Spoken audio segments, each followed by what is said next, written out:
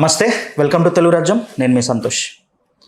British వాళ్ళు ఇండియాని పాకిస్తాన్ని విడదీసినట్టుగా కాంగ్రెస్ ప్రభుత్వం తెలంగాణని ఆంధ్రాని విడదీసిన తర్వాత జగన్ని అరెస్టు చేశారని చెప్పేసి నిన్న పార్లమెంట్లో బీజేపీ ఎంపీ తేజస్వి సూర్య అయితే సంచలన వ్యాఖ్యలు అయితే చేశాడు. అండ్ దాంతోపాటు తను మాట్లాడే మాటలకి కాంగ్రెస్ ఎంపీలందరూ నోరు మూసుకున్నారు.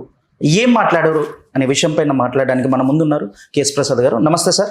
నమస్తే సార్. నిన్న పార్లమెంట్ స్పీచ్లో బీజేపీ ఎంపీ తేజస్వి సూర్య స్పీచ్లో ఆయన మాట్లాడుతూ ఉంటే కాంగ్రెస్ ఎంపీలు ఎందుకు నోరు మూసుకున్నారు, ఎందుకు అట్లా ఖాళీ కూర్చున్నారు?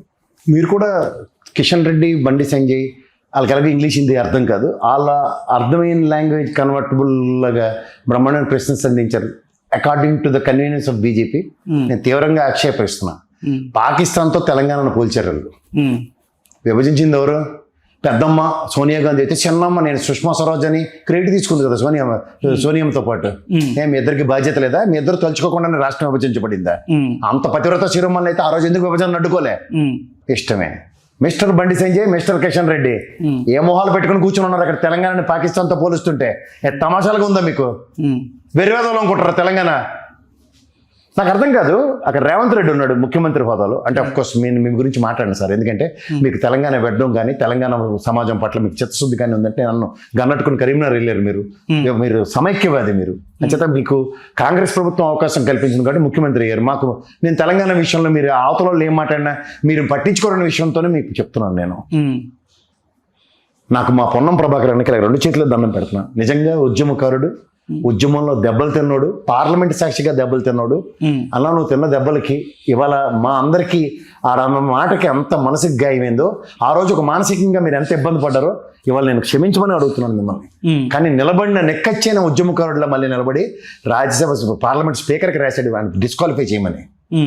ఈ పార్లమెంట్ సెక్షన్స్ అయ్యేలోపుగా మర్యాదగా క్షమాపణ చెప్తే మర్యాద, క్షమాపణ చెక్కపోతే మాత్రం తీవ్ర ఆక్షేపణీయం. ఎందుకంటే ఇవాళ తెలంగాణ నుంచి ఎలక్కైన 8 మంది ప్లస్ 8 మంది 16 మంది మీరు ఎక్కడుండి ఉత్సవ విగ్రహాల్లాగా ఇవాళ తెలంగాణ సమాజానికి జరుగుతున్న అవమానానికి అంటే మీరు ఒకటే. మీకు రాష్ట్ర ప్రయోజనాలు, రాష్ట్ర సార్వభౌమత్వం మీకు ఇంపార్టెంట్ కాదు. మీకు అధికారం, వాళ్ళ పట్ల దేవురులాడడం తప్ప మీకు ఒరిజినల్గా ప్రాంతీయ పార్టీని ఎందుకు తొక్కారన్న దానికి మీ దగ్గర సమాధానం ఇది.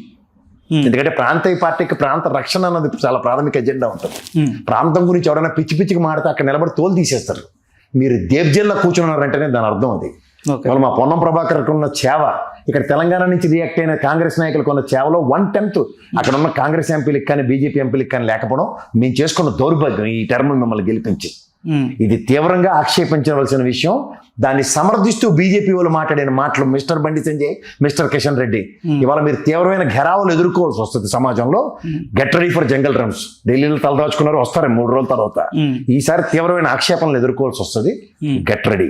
సార్, మరి బిల్లుని ఎందుకు అడ్డుకుంటున్నారు సార్ కాంగ్రెస్ వాళ్ళు? ఎందుకు అడ్డుకోకూడదు? ఒక పక్క చిన్న రాష్ట్రాలకు జరుగుతున్న అన్యాయం మీద పార్లమెంట్ వేదికగా వాళ్ళు ఇచ్చే నమ్మకం మాకు నమ్మకం లేదు. ఎందుకంటే గతంలో అడ్డుకున్న వాళ్ళు ఎవరంటే ఈ వెంకయ్య నాయుడు, సుష్మా స్వరాజ్ అండ్ అరుణ్ జైట్లీ. ఎందుకంటే మన్మోహన్ సింగ్ గారు డ్రాఫ్ట్ బిల్లు పెడతామని చెప్పారు, అవన్నీ చెప్తున్నా సరే బిల్లును అడ్డుకుని వచ్చి మా ప్రభుత్వం చేస్తానన్న దగ్గర 12 ఏళ్ళైనా 2 రాష్ట్రాలకి న్యాయం చేయలేదు. అంచేత దీన్ని ఎట్టి పరిస్థితుల్లో టాలరెన్స్ అన్నది ఇవ్వకుండా ప్రాంత పార్టీలు పరిరక్షించుకునే నేపథ్యానికి తెరలేపకపోతే ఇలా కేంద్ర ప్రభుత్వంలో ఉన్న 2 జాతీయ పార్టీలతో తీవ్ర వివక్షకు గురవుతున్న రాష్ట్రాలు, అంటి ముట్టని రాజకీయాలు చేస్తున్న రేవంత్ రెడ్డి లాంటి వాడితోనూ మా పొన్నం ప్రభాకర్ లాంటి ధీరుడైన నాయకుల్ని నిలదొక్కుతూ తొక్కి పక్కన పెడుతూ తెలంగాణ సార్వభౌమత్వానికి దెబ్బలు తీస్తే మాత్రం ఇలాంటి అవమానాలు ఎదుర్కోవాల్సిన పరిస్థితుల్లో తెలంగాణ ఉంటే 12 సంవత్సరాలు 14 సంవత్సరాలు రాష్ట్రం ఏర్పడిన తర్వాత కూడా ఇలాంటి మానసిక సంఘర్షణలు ఎదుర్కోవాలంటే దేనికి మాకు రాష్ట్రాలు ఇచ్చినట్టు? ఏం మహానుభావుడు వాజ్పేయి ఇచ్చిన 3 రాష్ట్రాల్లో ఏ రోజున ఈ విధంగా మాడగలిగారు మీరు? ఏం రాష్ట్రాలు విభజిస్తే మీరు పాకిస్తాన్తో పోలుస్తున్నారు కదా? జార్ఖండ్, ఉత్తరాఖండ్ వీటిని ఎందుకు పోల్చరు మీరు? అంటే ఇప్పుడు ఎగ్జాంపుల్ అంటే భారత్ పాకిస్తాన్ విడదీసిన ఎగ్జాంపుల్ అన్నట్టు చెప్పారు సార్, పోల్చినట్టు కాదు కదా. చెప్పు తీసుకుని కొట్టినాడు లేక ఎట్రా నువ్వు ఎగ్జాంపుల్ ఇవ్వడానికి? పాకిస్తాన్తో మమ్మల్ని పోల్చడానికి ఏం పాపం చేసాం మేము? ఇక్కడ ఎంఐఎం పార్టీని మీ చేతకంతాను, కానీ ఇక్కడ ఎంఐఎం పార్టీని గుండెల్లో పెట్టుకుని మా సురూద్భావ వాతావరణంలో ముస్లిం కమ్యూనిటీతో బ్రహ్మాండంగా బతుకుతున్న తెలంగాణ. ఇక్కడ ఎవర్రా మీరంతా? ఆర్టిఫిషియల్ హిందూ నాటకాలు ఆడుకుంటూ తిరిగే బ్యాచ్లా మీరు?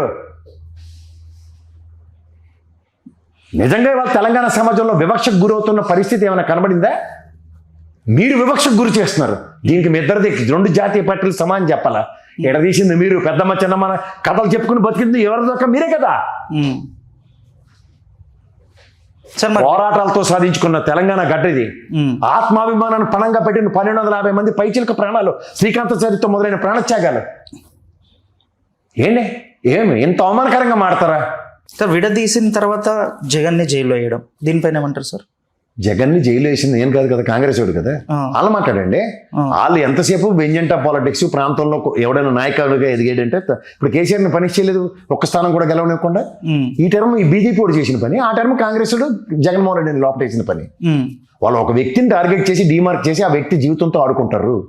ఇదే రెండు జాతీయ పార్టీల నేపథ్యం. తెలుసుకో మనం ఎంతకన్నా ఇంకేం చెప్తాం మనం. నిన్న పార్లమెంట్లో తేజస్వి సూర్య ఫైరీ స్పీచ్ పైన మీ స్పందన ఏంటి సార్? తప్పది. ఒక రాష్ట్రం గురించి మాట్లాడే హక్కు వేరే ప్రాంతం వాడికి లేదు. నిజంగా మాట్లాడొచ్చు, మంచి అయితే. అంతేకాని ఏది పడితే దాంతో కంపారిజన్స్ చేస్తూ తెలంగాణని పాకిస్తాన్తో పోలుస్తూ మాట్లాడడం మాత్రం తీవ్ర ఆక్షేపణీయం. అది సంస్కారం కాదు, కుటిల సంస్కారానికి నిరసనం. ఒక ఎంపీ స్థాయి ఉన్న వ్యక్తి ఒక రాష్ట్రాన్ని ఆ విధంగా అవమానం చేయడానికి ఏ ప్రాతిపదిక మీద, ఏ హక్కుతో మాట్లాడాడు? అది మా సార్వభౌమత్వం. మరి కాంగ్రెస్ ఎంపీలు అక్కడ ఉన్నారు కదా సార్, ఇది అక్కడ వాళ్ళు ఎవరో నాకు ఎందుకంటే మీరు నన్ను అడిగారు, నేను చెప్తున్నా. ఇవాళ నేను కాంగ్రెస్ ని బీజేపీని రెండింటిని ఒకే విధంగా ఒకే గొంతు కట్టి మాట్లాడుతున్నా. వీళ్ళిద్దరిది బండ బూతు, నాన్ రియాక్టివ్ మోడ్ లో వెర్రి వెంగళాయిల్లో అక్కడ కూర్చోడం not acceptable, not tolerable. Even అక్కడ మన ముఖ్యమంత్రి గారు అక్కడ ఉండి కూడా ఈ రాష్ట్రాన్ని ఆ విధంగా మాట్లాడినప్పుడు ఆక్షేపించకపోవడం కూడా తీవ్ర ఆక్షేపణీయం. అండ్ మీరు ఇందాక పొన్నం ప్రభాకర్ గారు ఆయన పొగుడుతూ మాట్లాడారు, దేనికి సార్? ఖచ్చితంగా నేను రియాక్ట్ అయ్యాడు. ఫస్ట్ రియాక్ట్ అయ్యి ఆయన డిసెంట్ తెలియజేశాడు, ఆయన క్షమాపణ కోరాడు. క్షమాపణ ఇస్తేనే కానీ ఊరుకోమని చెప్పాడు.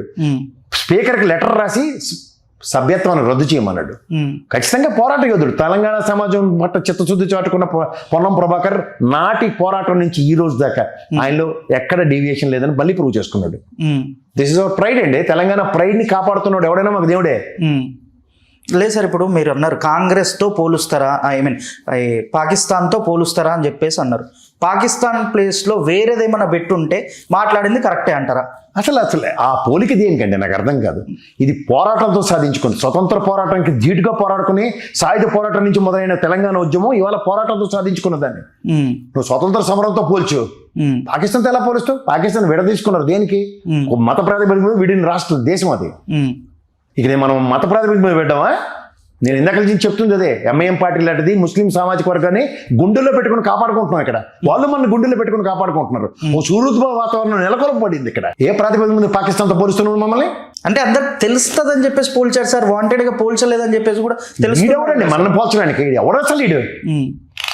బీజేపీ వెంగళయ్య గారిని పోషించుకుంటున్నాడు. దౌర్భాగ్యం బ్యాచ్ ఇది. ఖబర్దార్ తెలంగాణ గురించి ఇంకోసారి మాడితే, అడ్డమైన పోలికలతో పోలిస్తే. మళ్ళీ చెప్తున్నా. హలో, తెలుగు రాజ్యం ఛానల్ చూస్తున్నారా? సామాజిక రాజకీయ జీవన చిత్రణే తెలుగు రాజ్యం. అతిశయోక్తులు అసత్యాలు ఉండవు. రాజకీయ కోణం కాదు, ప్రజా కోణమే కొలబద్ద. తెలుగు రాజ్యం వీక్షణ మీ ఉత్తమ అభిరుచికి నిదర్శనం.